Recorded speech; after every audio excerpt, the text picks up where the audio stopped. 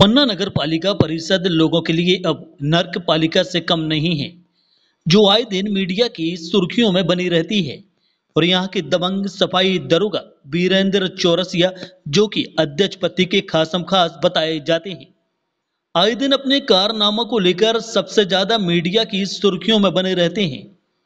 उनका एक और कारनामा सामने आया है। बता दें कि एक गरीब बीमार सफाई कर्मचारी ने कलेक्टर को एक लिखित शिकायती आवेदन सौंपकर अपनी आप बीती बताते हुए वीरेंद्र चौरसिया के खिलाफ सख्त कार्रवाई की मांग की है। ज्ञापन के माध्यम से बताया गया है कि आवेदक के पिता मंगल हरिजन नगर पालिका परिषद पन्ना में नौकरी करता है। लगभग 2 साल पहले आवेदक के पिता की कॉलर वीरेंद्र चौरसिया द्वारा पकड़ ली गई थी, जिसकी जानकारी आवेदक को कचरा प्रसंस्करण केंद्र में पता चलने पर लगी। वही नगर पालिका अपने पिता के पास आया, जहां पर आवेदक के पिता ने घटना की जानकारी आवेदक को दी। उसी समय से वीरेंद्र चौरसिया सफाई दरोगा नगर पालिका परिषद पन्ना आवेदक और उसके पिता से बुराई रखे हैं और कहता है कि मैं तुम दोनों की नौकरी ले लूंगा, तुम दोनों को भूखों मरने पर मजबूर कर दूंगा।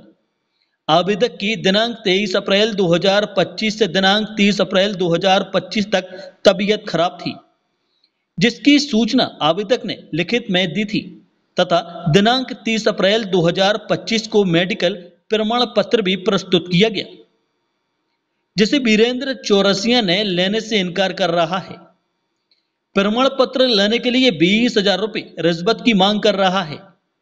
पीड़ित ने बताया कि नगर पालिका परिषद पन्ना में पिछले 10 वर्षों से कार्य कर रहा है तथा उसने कोरोना काल में भी अपनी सेवाएं दी हैं तथा छत्रसाल पार्क में नौकरी के दौरान आवेदक का पैर ट्रैक्टर की चपेट में आ जाने के कारण टूट गया था, जिसका भी कोई मुआवजा आज तक आवेदक को प्राप्त नहीं हुआ है।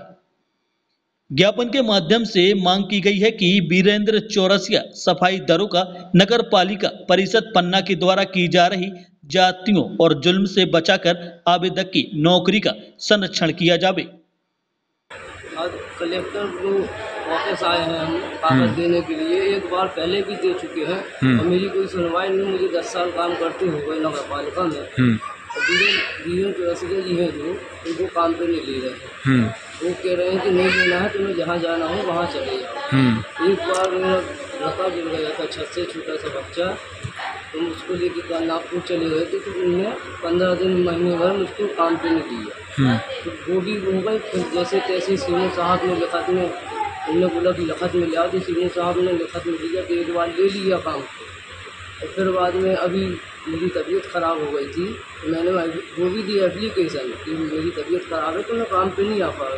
तो उसने एप्लीकेशन भी नहीं ली मेरी, और जब मैं काम पे पहुँचा तो उसने सीधे भगा दिया कि तुम्हें जहाँ जाना हो वहाँ चले जाओ, मैं काम पे नहीं लूँगा तुम्हें। और फिर एक दिन किनारे में जाके बोल रहा था कि तुम 20,000 रुपये ले आओ तो तुमको ले लूँगा काम पे मैं, बाकी तुम जहाँ जा सकते हो जा सकते हो।